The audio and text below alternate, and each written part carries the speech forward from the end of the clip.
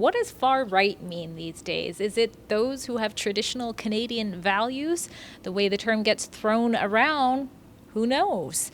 Maybe some of you are wondering yourself how exactly messages like that have become the norm and how the left has dominated the political influence that has become a part of Canada's culture today. And beside me, I have a man with a wealth of knowledge to help us get a better understanding on exactly how that's taken place. This is Fritz Radandt. Now, you might have seen him from another report we did recently because he is, or depending on when you're watching this, was the campaign manager for Parents' Voice BC, a group of 28 school trustee candidates who are running in cities around British Columbia for the election that took place on October 15th. But the reason why we pulled you aside for another interview is because, boy, do you have a wealth of knowledge in sort of connecting some of the dots to how the left has been so good, I'll give them credit where credit's due, at just dominating some of the agendas that are indoctrinating anything from children to university students, or their relationship with unions, or how they're getting the money to be so prominent in society. So thanks for being on Rebel News again. My pleasure. Thanks for having me. Now, for those who know nothing other than sensing that the country is definitely being pushed, I call it far left, to be honest, where would you start in explaining maybe the core of what's happened? Maybe you have to go back a few years to explain that. I'm not sure. Yeah, for sure. So a lot of this really started in the universities, right? So the left actually had a program to take over Western universities, and you might look up something called the Frankfurt School, and that's one example of it. But there was literally a strategy to say, look, if we can take over the universities and start there, then that basically means the people who are the most influential in society will be indoctrinated with left-thinking views and a left-thinking view of life, and then virtually in every single other sphere they have entered. And so that was really the first foray that happened, and it happened over 60, 70 years since the Second World War. It wasn't that long ago, even when I went to university in the 70s, dating myself a little bit here, but even in the 70s, you saw much more diversity of thought in terms of the variety of different viewpoints that you were taught. Today, there's virtually no diversity of thought whatsoever. In fact, to the point where even mildly conservative speakers, there's protests keeping them out of universities, like Ben Shapiro or Andy Ngo, or all kinds of other people who are just, very, very mainstream, and yet in modern universities in North America, they are now basically can't even speak. They can't even be.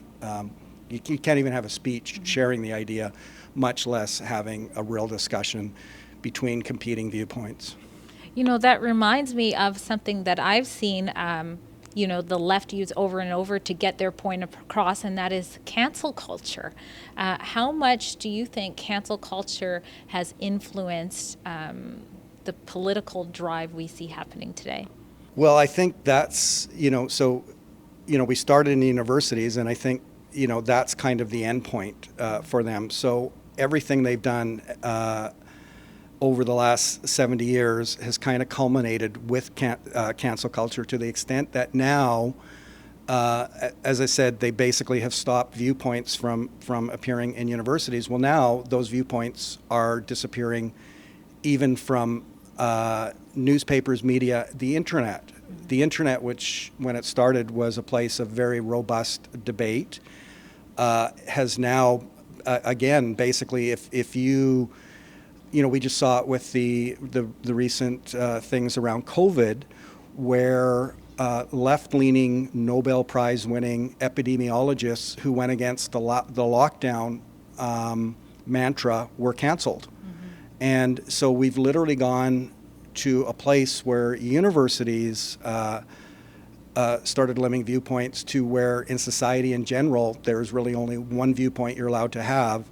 And anybody that veers from that is now considered, as Prime Minister Trudeau recently said, unacceptable. Mm-hmm.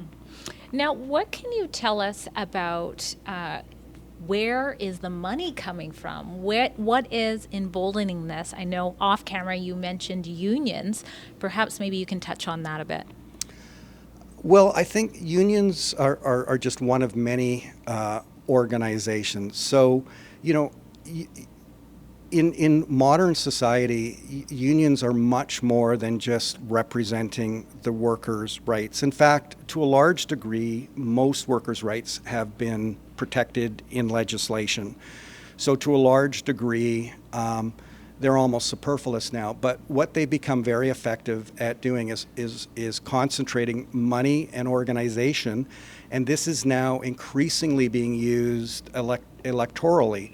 If you look at all three levels of government in Canada, far and away the biggest third-party spenders in elections are unions, especially public sector unions. So you literally get the situation where in 2015, the union representing the workers for Elections Canada registered as a third party and took out ads saying, "Don't vote Conservative." And yet we're supposed to believe that those same people can then impartially adjudicate an election. Mm-hmm. Now, let's put some hope in the air, in the atmosphere. For those who are concerned about the way Canada has been going, what do you think is going to happen? Is there going to be a shift? And if so, how would that most likely happen? Well, I think it's human nature where at some point we go along to get along, but at some point people start going, this is absurd. And I think we've crossed that now. And increasingly we're seeing all over the Western world signs of people standing up saying no more. And, you were seeing it with election victories in different places. We're seeing it with groups organizing. We're seeing places where, demographic groups that are making huge shifts in the way they vote. For example, like the Latinos in the United States have now become very conservative. So there is a lot of hope. I think when times are good, people can have boutique beliefs. When times are bad and you're out of work, all of a sudden dollars and cents matters. And when the rubber hits the road, people start pushing back. And I think that's where we are now. Well, again, I'm glad we had this talk because you have so much information. I find myself as a journalist going, how are all these agendas happening at the exact same time, not just in Canada, like you mentioned, in a lot of places across the world? Is there any other point that you think is important for the public who are interested and still with us at this part of the report to know? Well, I think what you just alluded to, this isn't a Canadian problem. This is the Western world, and there actually is, a coordinated effort from a lot of groups to try to, this whole globalist agenda. It's not an accident that it's happening. There's a lot of people. I think one of the best ways to look at it, it's in their self-interest to reduce nationalism and encourage globalism. Because it makes, for, say, economic reasons, you can shut down a factory in British Columbia, and then you can open it up in another country with coal-fired power plants and slave labor. And, there's a lot of money to be made that way. So when people stand up for local countries, they're now called nationalists, which basically, means they're Hitler. But what it really means is it's people standing up for their own the place where they live, work, and play, and they want that to be as good as possible. But there's another group of people who do not see that as beneficial to them making lots of money. Well, there you have it. Let us know in the comments what you think about what you heard from Fritz today. And thanks so much for joining us on Rebel News. I'm Drea Humphrey, and I'll see you next time. Oh, hey guys, have you checked out our Rebel News store lately? You really should, because we're always adding fun things into the store. As the news changes, I guess so does the merchandise. We've got something for everybody. We've got a great selection of pro trucker merchandise, like this excellent honk honk shirt right here that will surely drive all your liberal friends and relatives absolutely crazy, although I don't think the trip is all that far. But right now, in the store, this is my very favorite t-shirt, and I know t-shirts. Free Tamara, in support of convoy leader Tamara Leach, as she is treated like a common terrorist by Justin Trudeau's government for her role in the peaceful weeks-long street party against COVID mandates in Ottawa. I've got great news though, if you can't decide which shirt is your favorite, because right now at rebelnewsstore.com, you can use the coupon code FALL, F-A-L-L, and buy 2 t-shirts and get 25% off. And as always, shipping is free. So head on over to rebelnewsstore.com, pick your 2 favorite t-shirts, and save 25%. Thanks, and remember, free Tamara.